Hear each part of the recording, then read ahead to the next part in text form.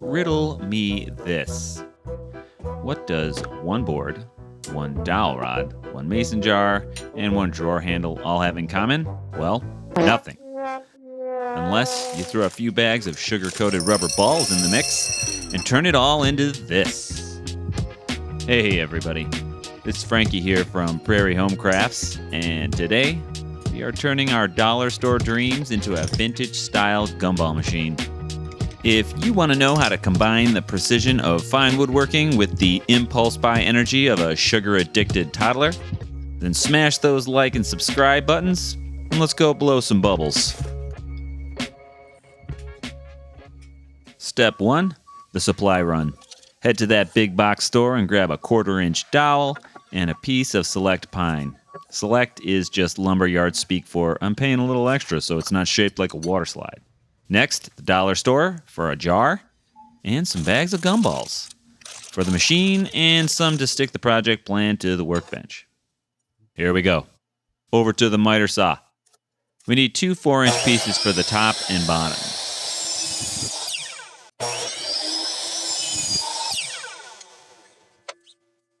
Next, we need 6 pieces at 3 1/4 inches. And to do this, we are going to use what I call the flush butt cut method, which has a nice plumbing ring to the name. This is Woodworking's version of Control-C and Control-V. Measure once, then immediately stop thinking altogether. Just slap your first piece on top, flush with the end of the other piece, scoot it over till it kisses the blade, and boom, your brain is officially out of the process. Lastly, we need 1 piece at 1.5 inches, and then we're done at the miter saw. Have a gumball.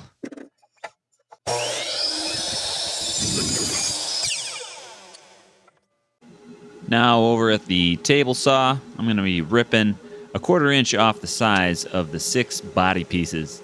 If my measurements are off by even 1 millijammer, it's okay because I just made that word up. It doesn't even mean anything.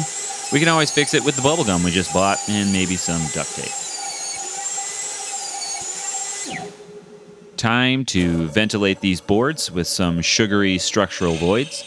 First on the top piece, I'm using the largest Forstner bit I've got to relocate enough pine into the atmosphere to leave a 2 3/4 inch hole for the jar to actually sit in. A bit this size is the only tool that makes you kind of feel like you're drilling for oil in your own shop.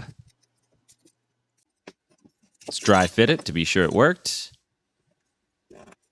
Like a glove.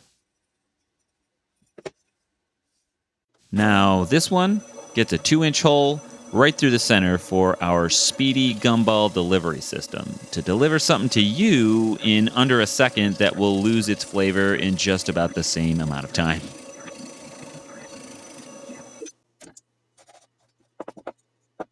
I'm stacking these 2 body pieces perfectly flush together, and we're drilling a 1/4 inch hole for the dowel through them. This is the axle for our sugar delivery system.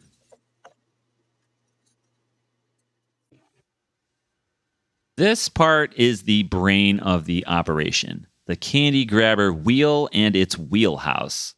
I'm marking center and drawing a 3-inch circle, and then after that we're going to be drilling a 1-inch hole that will act as the escape pod for the gumballs, so to speak.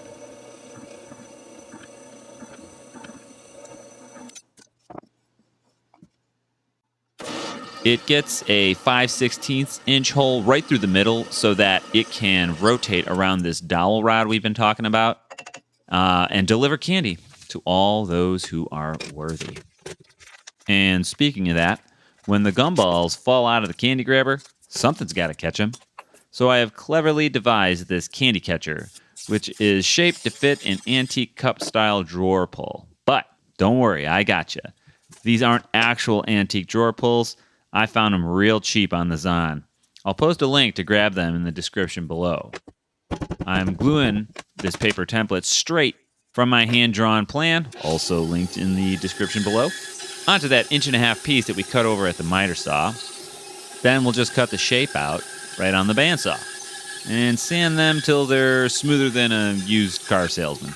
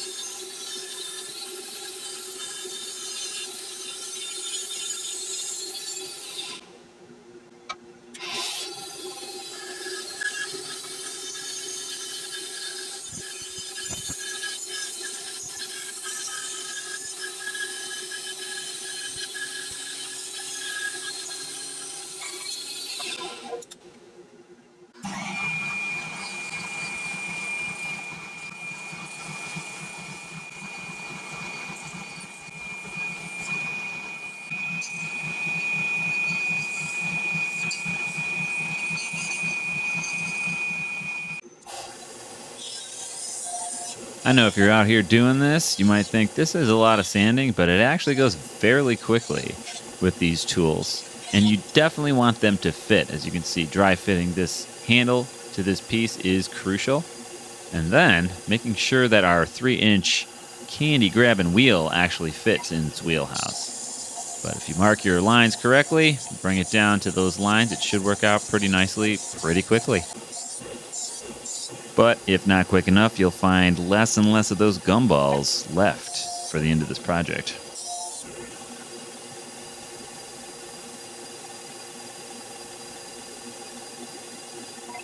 And the dry fit. Clunk, dink, donk, shoop, clunk, clamp,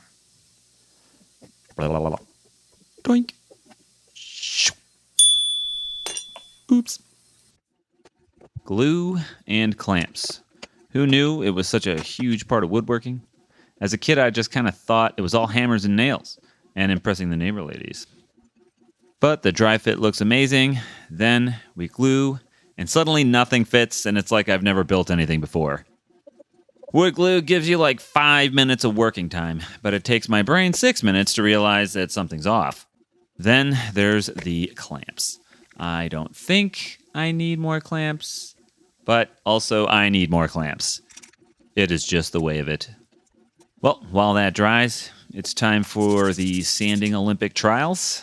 We're not setting any records here, but we are going to go from 120 grit all the way to 320. Oh, look, it's done.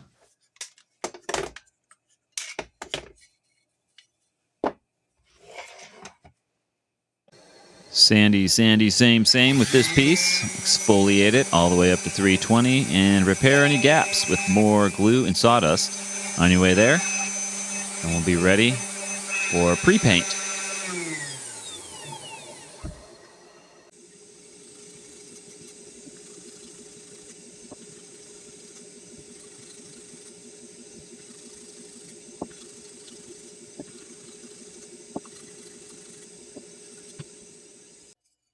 Before we paint, we need to do a couple more things.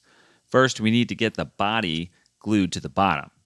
And speaking of body, at this point, even though I should use clamps, I forgo them and use some weights as a total flex, because I totally work out to get totally buff.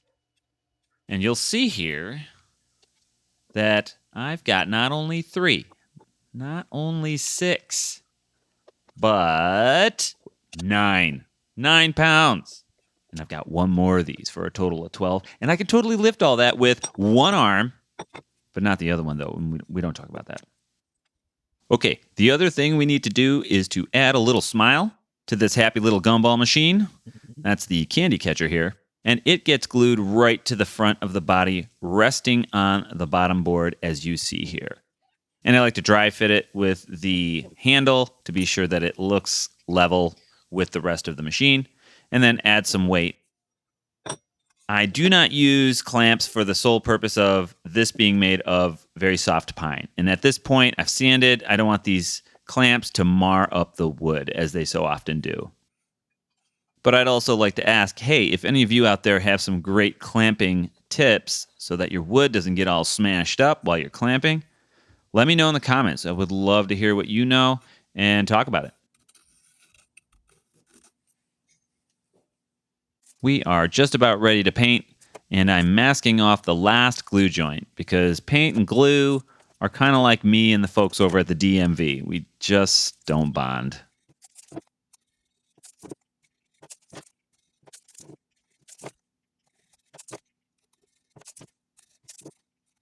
Do you think I've used enough pieces of tape? Let's hope so.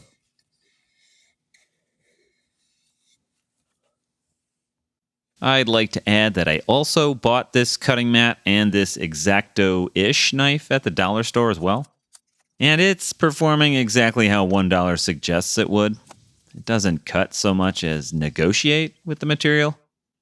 This knife isn't lazy, but it's really leaning into that budget lifestyle, if you see what I mean.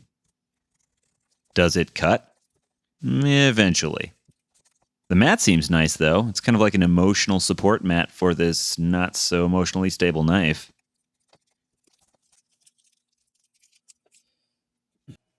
We are going with classic apple red for the body and a lagoon blue for the wheel to give it that classic candy shop contrast. And to upgrade this project from curbside pickup to custom build, I gave all the pieces 3 coats of paint. And then tossed on about 3 coats of a gloss enamel top coat to really give it some standards.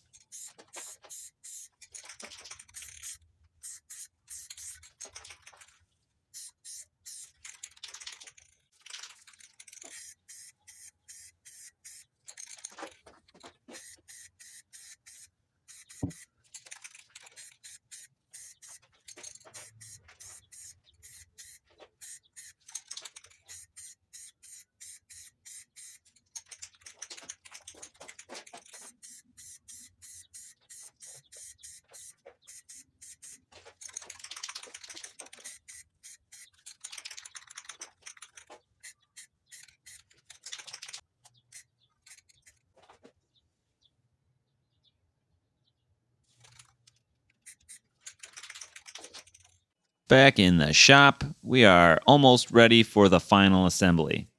So let's get this tape peeled off and work on installing that candy grabbing wheel prior to putting the top on. Otherwise, it will be open season for candy, and either everybody gets all the candy all at once, or nobody gets any candy because we don't put any in there because it just falls right out. So don't make that mistake. We need to get that dowel cut to just under 2 inches so we don't risk it sticking out the top and keeping the top from actually sitting flush onto the gumball machine.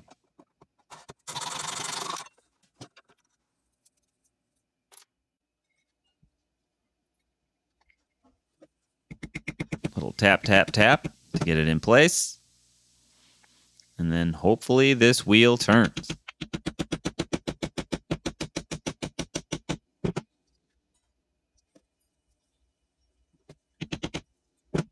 And look at that spin. Physics. It's like a slot machine where the only jackpot is a dentist appointment. Now let's go for that final glue up. Secure this top in place.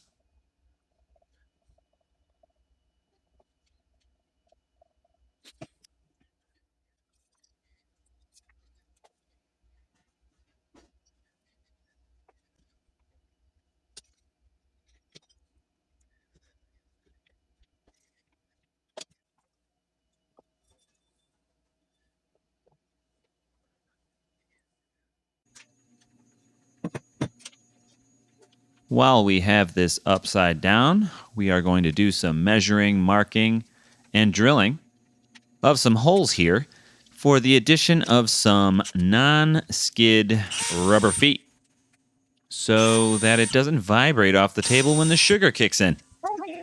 These are mostly in case of a cat or maybe an overzealous candy grabber, or honestly just me, just accidentally knocking it off the table.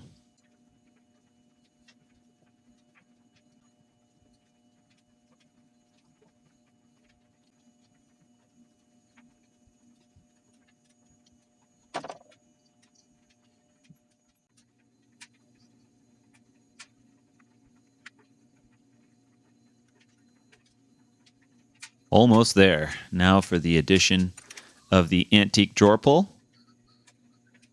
I like how the project sort of looks like a smiling cyclops head right now. But not for long. Drill a couple holes. And we're going to use some CA glue and 2 screws to attach that drawer pull.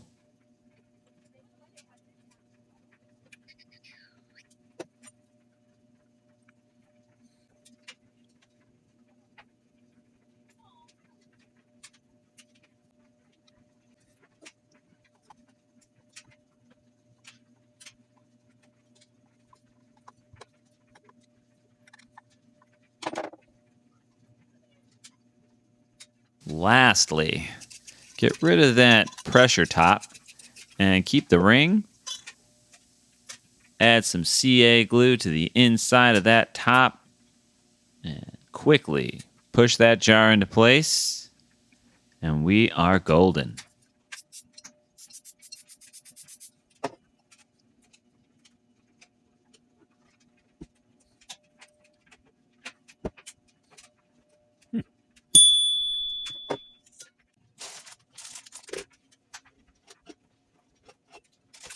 Here we go. The grand finale, moment of truth, main event, ride or die moment. Cue the music.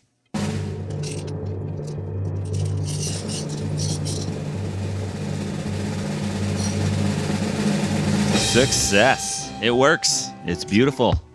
And it only cost me 3 days of my life and $10 in materials to save 25 cents on a gumball. If that isn't the American dream, I don't know what is. So, this is Frankie here with Prairie Home Crafts, and if you like this build, smash that like button. And if you want to see what else I can make out of dollar store contraband, subscribe. Now, if you'll excuse me, I've got some gum in my hair that I need to deal with. So, catch you on the next one, my friends, and until then, stay sweet.